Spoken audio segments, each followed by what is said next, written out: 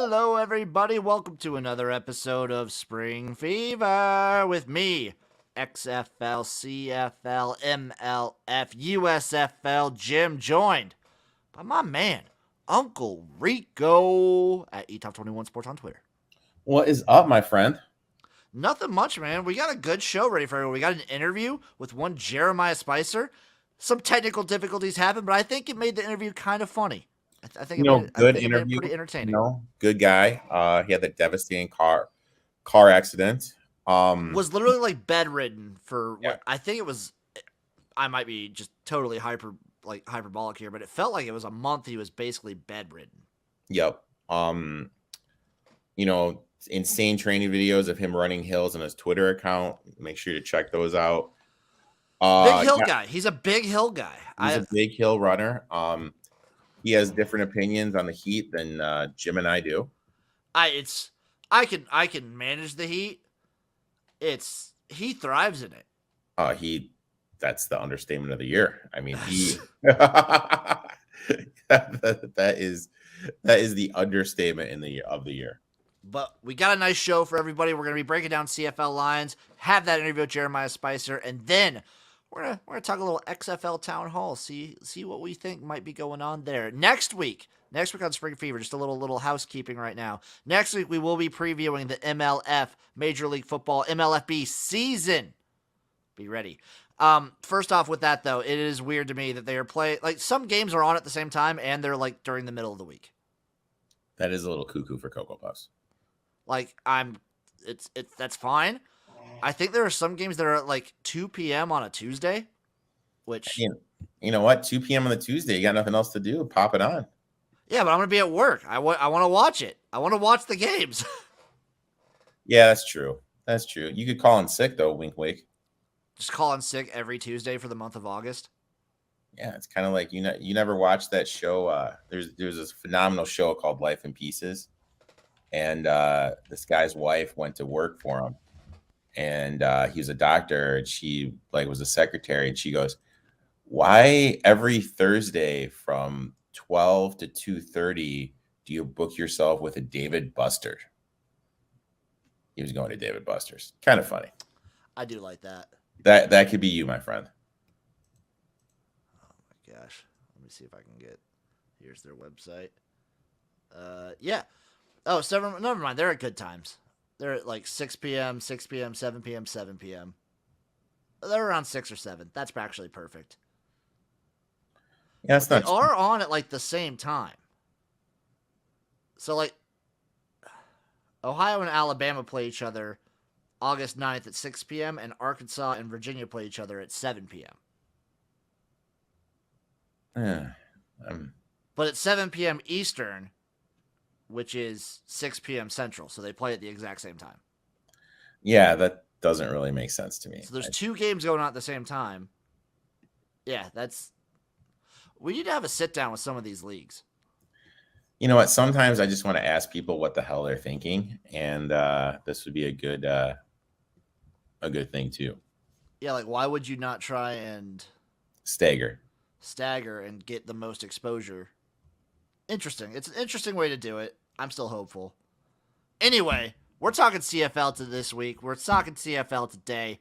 We got lines, baby. Ready to talk some CFL, Canadian Football League? I'm ready to go to our friends up north, my friend. Before we begin, I would just like to reiterate how brutal last week was for me. I was on dog after dog, and the only dog I wasn't on were the Rough Riders. Which, in hindsight, 3 good games in a row for Cody Fajardo is a lot to ask. There's a lot. I got brutalized, but it was fun. You know what? You hit the Elks money line. That kind of made me like break even on everything. With the Stampeders, we were on that under, but that was brutal with that drop touchdown that led to a pick. Argonauts, Uncle Rico over here was on them. And those Redbacks, dude, Jesus, dude, they just can't get a break, man. Nobody wanted to win that game. They just can't get an effing break, man. Like it's absolutely brutal. Hopefully bringing Nick Arbuckle in kind of lets them chill out a little bit. Mm-hmm. He raises the floor. So game number 1, we're starting off. We have the Montreal Alouettes versus the Ottawa Redblacks. Alouettes 2.5-point favorites from what I'm seeing. Over under set at 48, plus 125 on the money line for the Redblacks. You know, I tend to have a rule when two bad teams play. I take the points. My other rule is I think Arbuckle elevates this Redblacks team, and I think Montreal is still trending down. I think they can still trend down. How did down. they lose that game? Like they're honestly, bad. Like they're now that Hamilton has won, Montreal are now the kings of like late game collapses. They're terrible. They're coachless. They're directionless. I don't like this Alouettes team. It was brutal. I went from like pretty hopeful they could be decent this year to like fully out. I'm out. I am completely out too, my friend. I'm on the Redblacks plus 2.5. I even like a money line. I think they straight up win the game. I do too. I'm also on the over, but that's a little shakier ground. Yeah. Spicy take there. Oh, what? Yeah, that's spicy. I would not recommend doing it, Eric. Don't do it. I'm not going to do it. Game number 2, we have the Hamilton Tiger Cats taking on the BC Lions, fresh off of a break. Lions are 8-point favorites in this battle of cats. Plus 270 on the money line for Hamilton. Over under set at 52.5. It's such a big line, man. I'm taking it too. I'm taking that over, by the way. It's a BC game. Boom. 52.5. How do you feel about the points? It makes you feel like you should take Hamilton because that's a big number. But you got BC coming off a bye too. There's 3 factors in this game that I'm looking at. And it changes based on a couple things. Do you think Hamilton needed that win to kind of bounce back and start their season off like fresh? Or do you think Hamilton was just the better of 2 really bad teams? I mean, kind of looking how you... Because I don't think, like, Dane Evan played a clean game. Hamilton still didn't look fantastic. Here's my thing. When it comes to betting, and I have a team that wins on a last-second play, I tend to fade them the next game. Not only that, that's what I've talked about that with a couple friends. Team coming off a big last-second win, that's their first win of the season against a team coming off of a bye who got embarrassed the last game they played. I know. You really... God, that's such a chalky play to lay the 8, dude. I'm going to lay the 8. I thought it was chalky to take the plus 8. Really? I think so, because, like, that's a huge spread for a team that just won. That is a huge spread. I mean, I'm looking at it. There's some 8.5s on the board, too. I would take that, too. I would take all the way up to 10.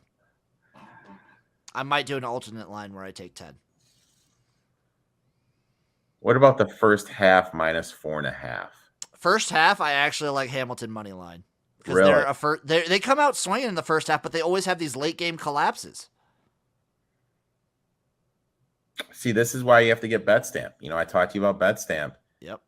Over under. The over on BetMGM, 25.5. For the first half? For the first half. On BetRivers, the under, 27.5. So there's 2 points. You can middle that. You know what I mean? Like, that's... I don't know if I want to touch first half like totals because I feel like this could be an explosive. I hate betting first half totals in the CFL.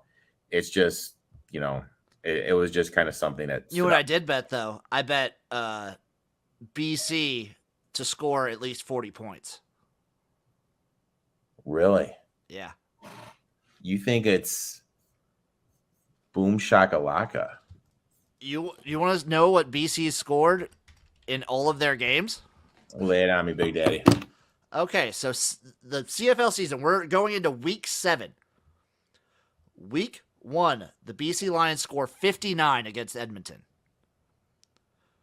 Week 2, they had a bye week. Week 3, they scored 44 against the Argos.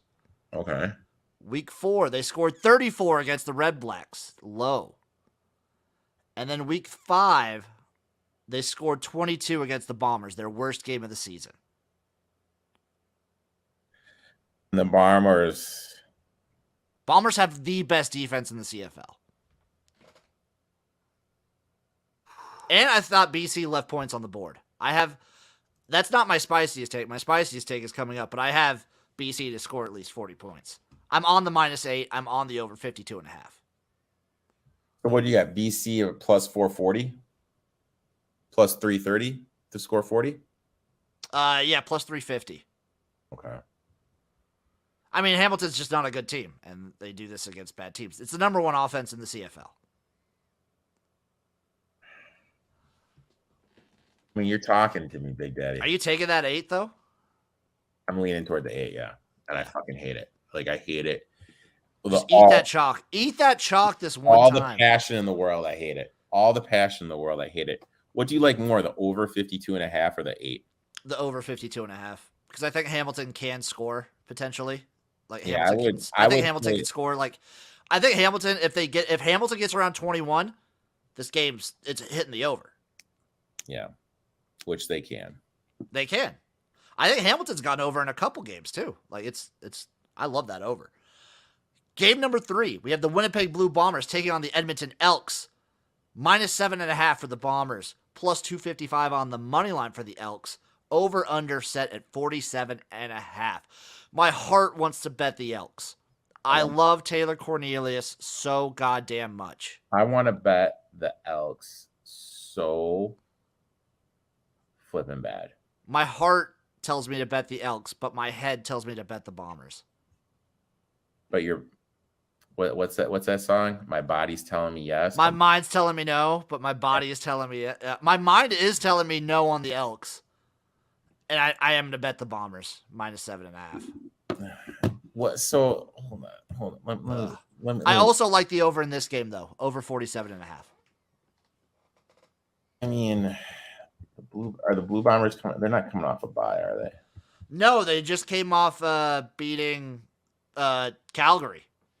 They're the only undefeated team remaining now. Oh God, effing damn it! Yeah. I mean, do you like sandwiches? Who are they playing after this? Oh, they're playing Calgary again. That's right.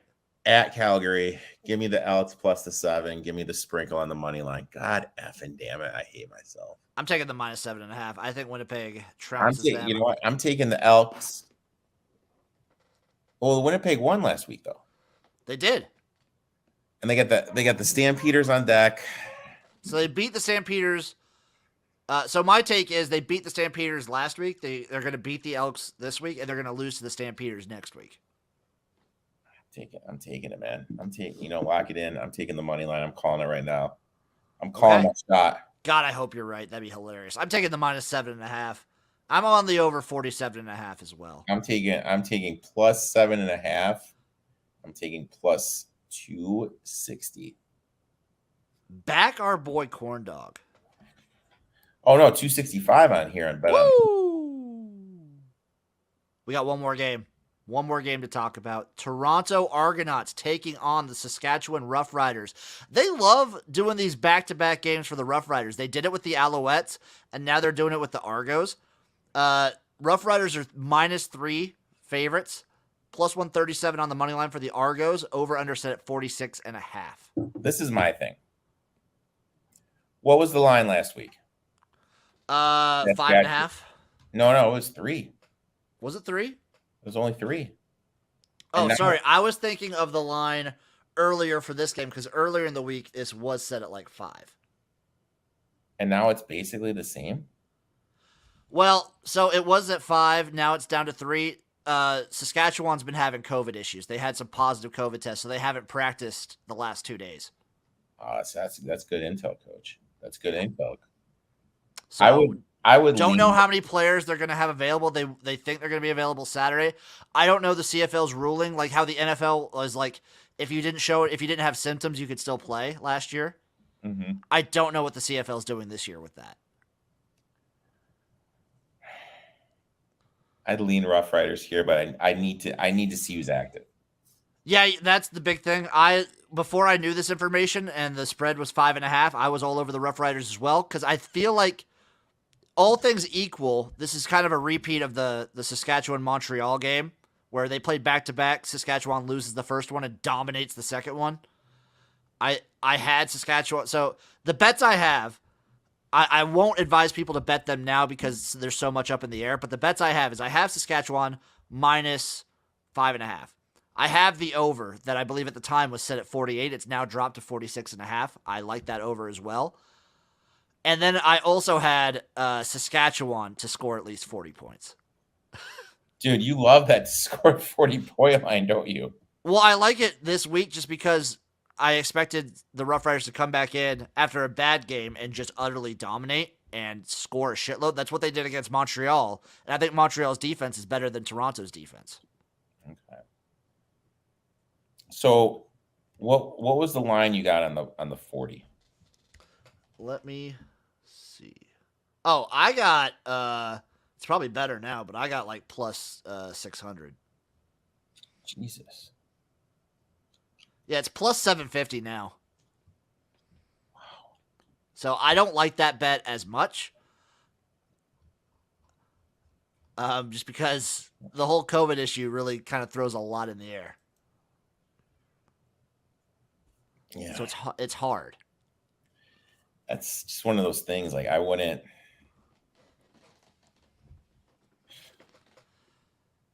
So here's my thing. Okay. What I would do is I would lean to the Rough Riders. Minus the 3? Minus the 3 right now. Minus 160 on the money line. So when I bet them, so I did a money line parlay as well with the Riders, the Bombers, and the Lions.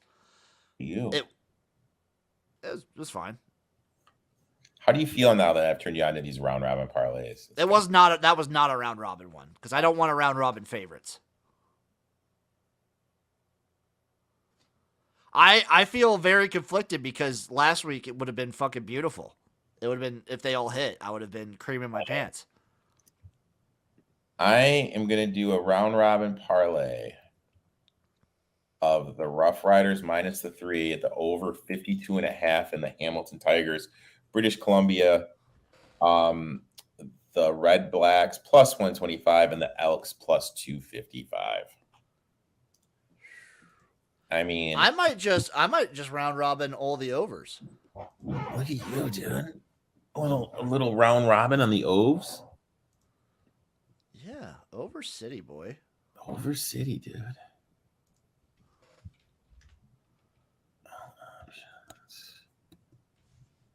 I really need these overs to hit.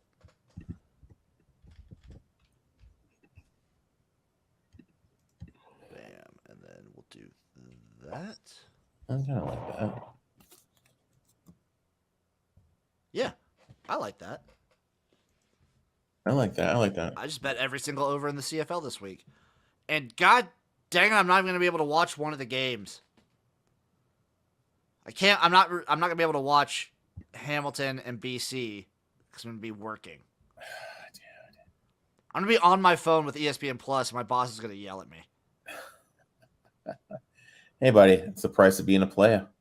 It's true. I'm going to have to, I probably am going to do that too. I'll have the CFL going on my phone. Yeah, have the headphones on, have your phone in. Yeah, you're good. What's your favorite CFL bet for the week? What's your biggest lock? Mine is the over 52.5 in the Hamilton BC game. God. Yeah.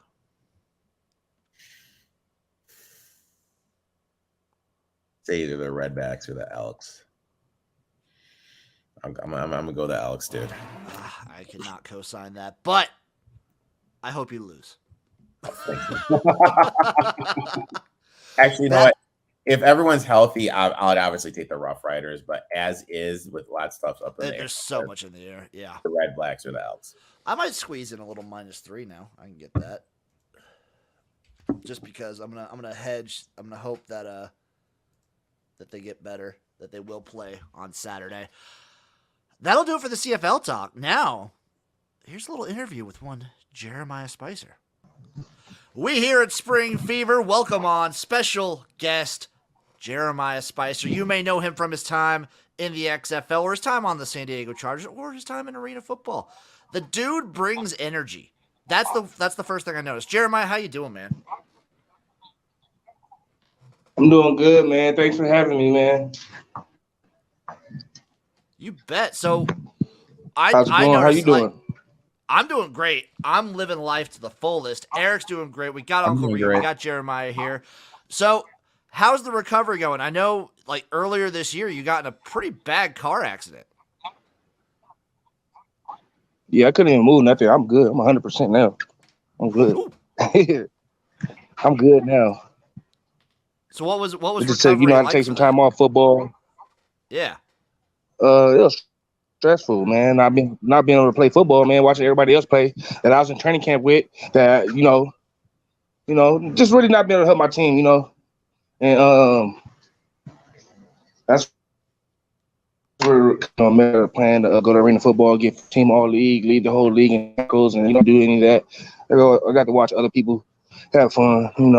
So that's kind of frustrating. I'm seeing I watch your training videos on Twitter, running up those hills, man. You gotta tell me that workout, big dog.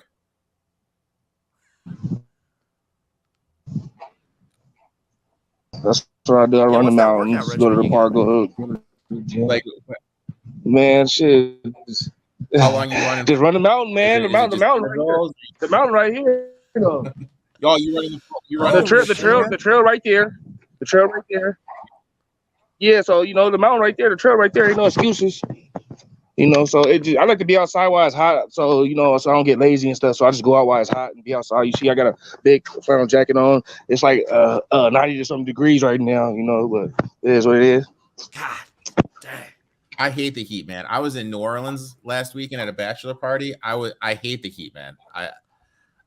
I'm a, So the Yeah, way you are with the heat, I'm that way with the cold. No matter how cold it is, I'll always be rocking a Hawaiian shirt. That's how I roll with it. yeah, yeah. When it's cold outside. Yeah. When it's cold outside. So You know. Jeremiah, what are you But using right right now, now to fuel your body? Like what are you eating right now for your workouts and everything? What's your regimen? oh, right now I'm about to eat some steak, some collard greens. Pretty much.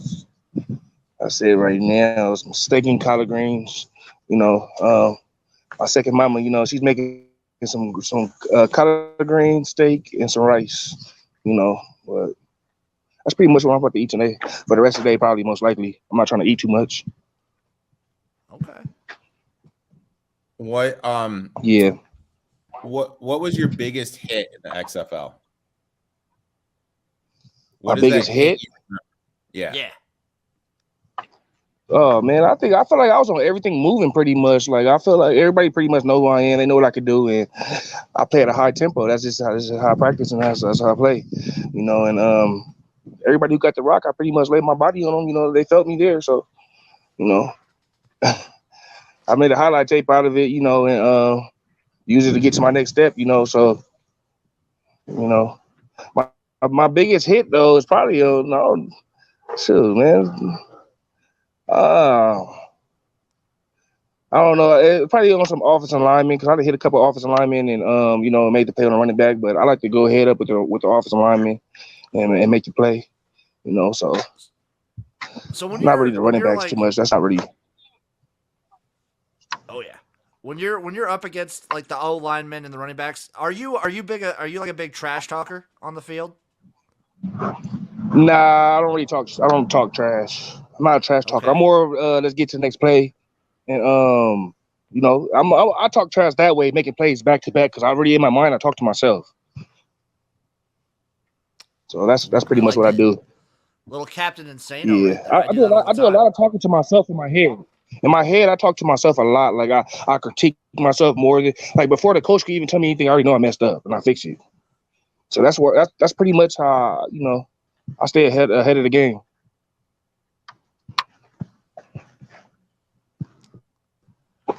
Now looking back at it, what would you say the biggest difference is when you played in the XFL versus the American League, American Arena League? Excuse me. Well, Oh dang it! I love connection issues. Oh, dude, it's what makes interviews fun, man. It's the greatest. It's It, okay though, it's because he'll jump back on and we'll cut all this part. okay. Dude, speaking of heat, man, it was like 95 here today, man. I had kids dropping Fucking like brutal flies, where dude. I'm at today. Maybe we won't cut this because if we have a good conversation, I don't give a shit. Dude, the heat has been brutal.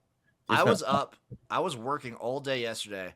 I felt like woozy when I got out of my truck. Really, dude. Like I was outside today with 6 to 4 with an hour sabbatical. Ugh. Dude, it was freaking brutal, dude. And I love it. Like the kids like complain like it's hot out, it's hot out, it's hot out. I'm like, dude, that's absolutely doing nothing with the heat. It's just making you know how hot it actually is. Yeah, it's just reinforcing how hot it is. Yeah. Ugh. I can't imagine. Like he's wearing that jacket, I would die. Dude, I am hot just watching him walk around in that heat. There he is. I was gonna ask him about trucking. Speaking of trucks, what's up, man?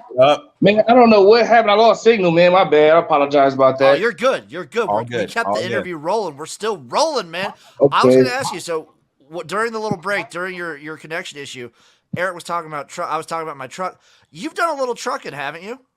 Yeah, I got my truck driver's permit right now. I'm trying to get into the trucking school right now. It's like $1,800 to do that right now. Yeah. So, but my dad drove trucks way before I was born. You know, so I already like kind of been around it just a little bit. So I could, like by the time I got older, I knew little stuff that people who never been around it knew already. You know. What's the vibe of like a normal truck stop? It depends on what truck stop you go to. Because you might not like every truck stop you go to. Some might be dirty. Some might be, Which does it vary like state by state? Yeah, it just depends on where you stop. You're not gonna want to stop. You're not gonna want to stop anywhere. You don't just stop anywhere because some truck stops bathrooms are nasty, and just some places are just small and they don't have food places that some truck stops don't got no food place that you want to eat, or they don't got one at all. So it just depends on where you're going. You got to know where you're going to. So looking back at it, when you play, what was your biggest takeaway from playing in the Arena League? Just moving at a fast pace, man. Being able to read a play real fast, like faster than outdoors. Like I was in the arena, I was reading out plays before they could even hike the ball in arena football, and that's like way faster than outdoors. So by the time I got like back outdoors again, it was like easier for me. I was like faster than I was before I even went indoors. That's what arena pretty much makes your reaction skills like 10 times better. But I already had that anyway growing up in the street, so it made my even 20 times better. You never think about that with arena football, but it makes sense. The pace of play is so much faster than like your normal games. You have to think now, and you have to be right. Yeah. You have to think now, you have to be right. You can't be wrong. You can't be wrong. Can't be getting these connections. Yeah, I never thought about that with Arena League. Like you think of it as like point, just because the pace of play is like so it's lightning quick. It's lightning quick. Your conditioning needs to be on point. Your reaction time, like you were saying, needs to be on point. That is like a thing that I never even thought about. And that was a great point. I hope he comes back because I need to ask him at least. Like we'll probably make this a shorter interview. Just connection issues suck, but I still need to ask him my closing question at the very least. You do need to ask him. I need to ask everyone. I haven't asked him. So I did do like a phone interview with him once before, and he like connection issues were bad then because I think he was in the middle of the desert. Boom. I don't know what's going on with my phone, man. I don't know what's going on. No, you're good, dude. You're good. We're gonna keep this one like breakneck pace, just like the Arena League football. So what's your normal like? What's a normal workout? Like, what's your favorite workout to do for football? What's your go-to thing? I like running hills. Oh, anytime you see a hill, what? Okay, I like that. That's always like a classic one because you could usually do that anywhere. Yeah, I like running hills pretty much. Like everything else, I could just like I don't know. Like hills, just I don't know. Just something about hills. I just like challenge myself to get to the top. There's something primal about it. Like you feel like you're an old school like a caveman or someone like just conquering a hill. There's something like innately human about it. Yeah, once I get out there, it is what it is. You know, I already built that into my mind and my system, so now it's just normal now. Plus, where I be training at anyway, it's like 120 degrees every day in Indio, California, in the desert, Palm Desert area. You know, and I'm training out there. Like the heat is way hotter than it is where I'm at right now. So, you know, when it gets like 100 out here where I'm at right now, it's not really like the same. So So you're a big heat guy. Are you a big like sauna guy? Do you hit the sauna? I don't really like the sauna too much. I don't know. I don't know Okay. what it is about sauna, but I'll get in there. Like, it ain't a like if I have to get in there, I'll get in there. But like, I'd rather go get on a bike and go sweat like that and go. You know what I mean? I'd rather go get on the treadmill or something. Are you a hot tub on a hot day guy? Like, you like hitting the hot tub after a workout Uh, on a hot day? nah, Oh, I'm more of a pool guy on a hot day. you Like should after try a it. workout, I love the pool. Like I love the pool. Nah, dude, you should try it. I recommend it. Like, set your hot tub to 104. Have it be Yeah, like 95 degrees out. It yeah, you might legit get heat stroke, so be careful. But yeah, but like try it. It's good. yeah, man. I'm just you know, this year too, man. It was crazy. It was crazy, man. I was supposed to play fullback this year too, man. And I already know Oh, I would have been the best fullback in arena football. I would have been the best Didn't we linebacker have you and on best both sides fullback. of the ball? were you I gonna was play starting both? linebacker and fullback. I was literally Oh, starting on. I swear to God, I was starting fullback and linebacker before I got injured. oh, Iron Man. This guy does it all. Before I got in the car crash, I was starting. oh.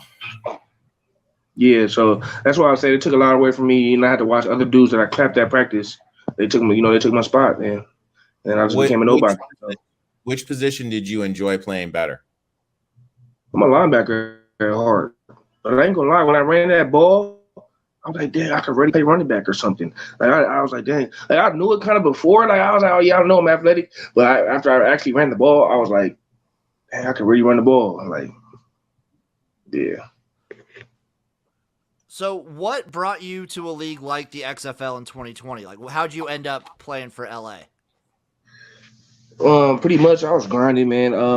It all led from my arena season in 2018. After I led the whole league in tackles, I had 147 tackles, and I led the whole league in tackle. I led the whole league in tackles, and I got first team all league. And plus, on top of that, like that same year, I was supposed to have a workout with the Steelers, but that didn't go as planned. A coach named Carl Dunbar, was going to bring me in. He's still D-line coach right now to this day for the Steelers. But stuff didn't go as planned on my end, transportation and stuff like that. So it was all bad for that. But I ended up grinding my way through the whole season. That gave me more motivation to go through the season and do what I did. Like one game, I had like 16 tackles in one game. So I was just like making sure like I have to make a tackle. I have to make multiple tackles on special teams anywhere. I have to make that tackle. It have to be me. So that's pretty much like how I got to where I got to. Going to different training camps, man, popping up on the XFL while they're eating dinner, just different things like that. Not sitting around waiting for no agent, not waiting for anybody to give my dream, because I feel like time is ticking and time to wait on nobody. So I just go out there and just go get pretty much everything I want.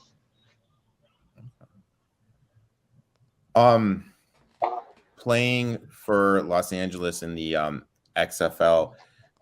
Talk to me about their practices. What were the practice lights? What was a typical practice in the XFL? Oh man, the typical practice, man, it was intense. It was we all competed, high tempo, and it was blue collar. So it was my What first time actually like really, really like being like just around all type of dudes. Just like besides the Chargers, like that's my real like I actually. Oh man, that was gonna be a good one too. that was going to be a good answer. Yeah, I think that was like so. He played. I know he played for like a practice. He was on the practice squad. He was on the team for a little bit with the Chargers, and like the XFL was like his first. He's playing on like a legit pro field. I wanted to ask him about Winston Moss, maybe my favorite coach of the entire XFL.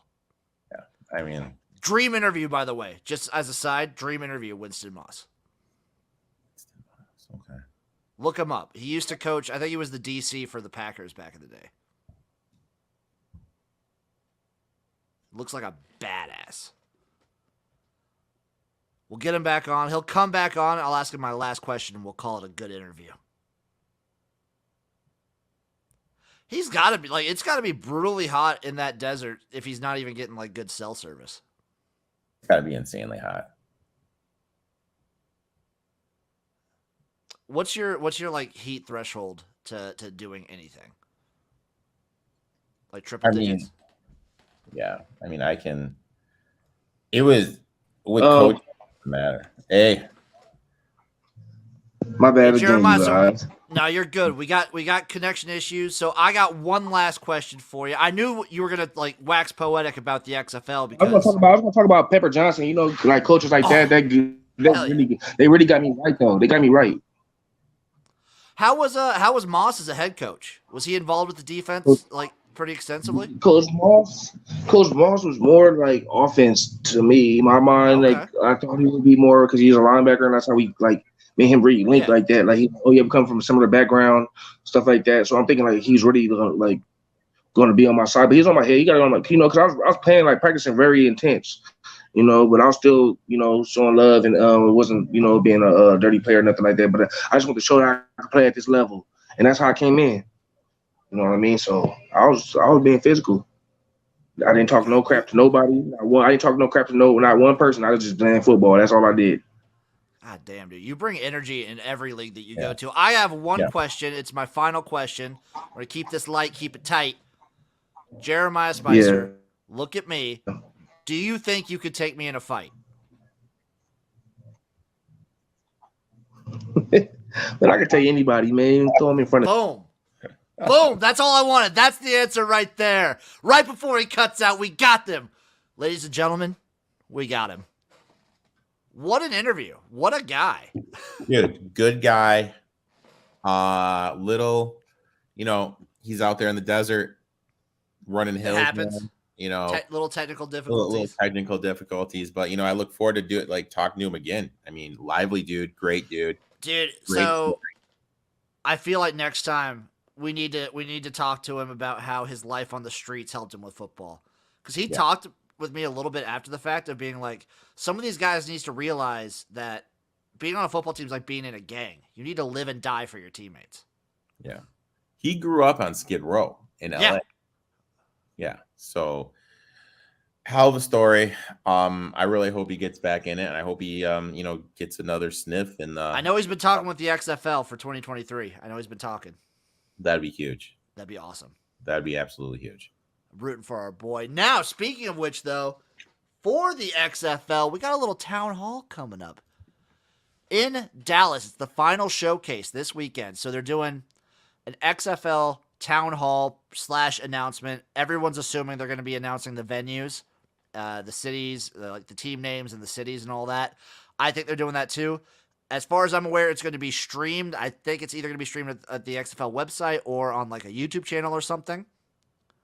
Mm-hmm. Pretty interesting. I'm obviously going to be watching. It's must-see TV in the garage.